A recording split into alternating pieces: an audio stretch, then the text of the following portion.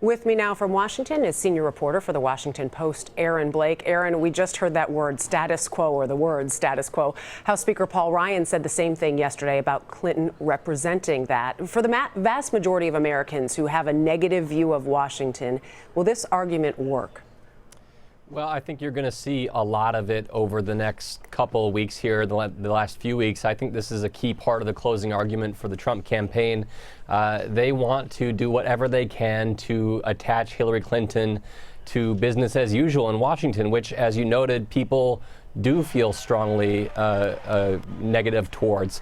At the same time, Clinton is attaching herself to President Obama, who she'll campaign with later today, and during this campaign rather, and he's actually a pretty popular president at this point. So I think it's a strategy that they certainly will pursue. I think that there are limits to it, even as it's something that has probably worked quite a bit for many candidates in recent years. We heard Trump say that he was holding back at the debate, and you wrote a story yesterday about President Clinton's marital indiscretions, Bill Clinton. Trump's surrogate, Rudy Giuliani, not restraining on the issue. So if this does become a line of attack for Trump, who exactly is he targeting with it, and does it stick?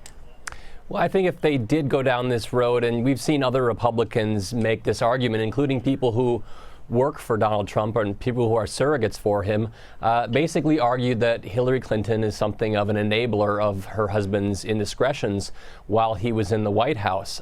That's the argument that they would make. It's not necessarily that she should answer for her husband's misdeeds, but that she covered up for him, essentially. It's starting to creep into the conversation a little bit. Donald Trump himself has started not talking about it, but saying that he's not talking about it. So he's kind of talking about it while he's not.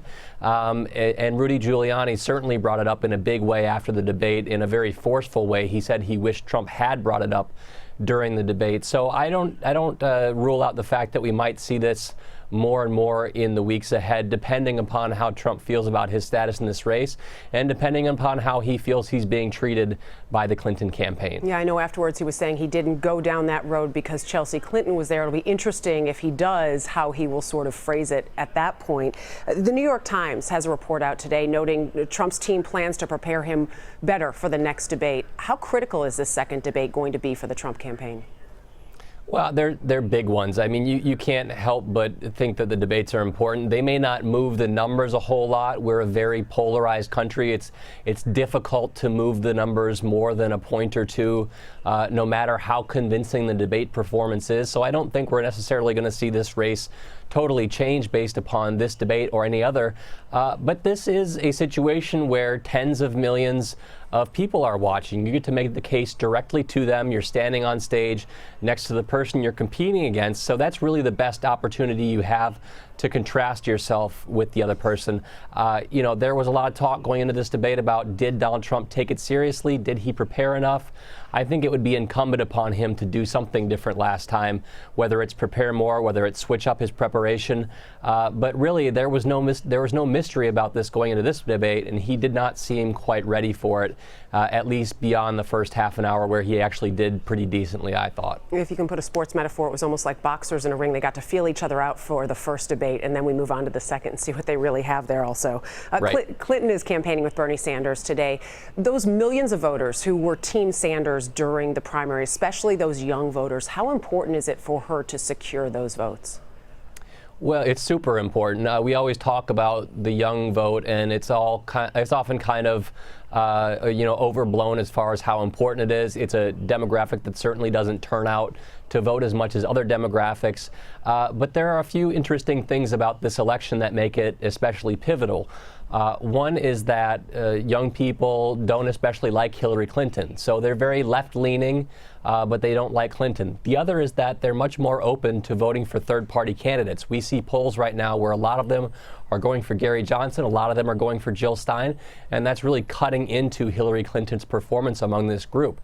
What that means going forward is, if she's able to actually turn them out, if they don't vote for those third-party candidates, which third-party candidates tend to fade towards the end of a race, if she can actually get those millennials to come out and vote for her, that's going to be a big boost for her relative to what we see at the polls today.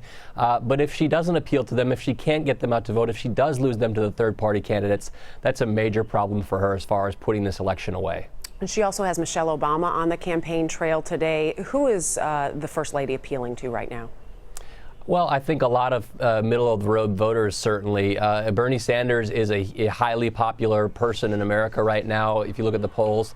The second most popular person, or maybe tied with Bernie Sanders right now as far as national political figures, is Michelle Obama. She's very well liked, with the exception maybe of the Republican base. And I think that swing voters are going to look at both her and even to an extent Bernie Sanders as good surrogates for Hillary Clinton, the kind of character witnesses that Hillary Clinton really wants to have during this campaign. Aaron Blake in Washington. Thank you, Aaron.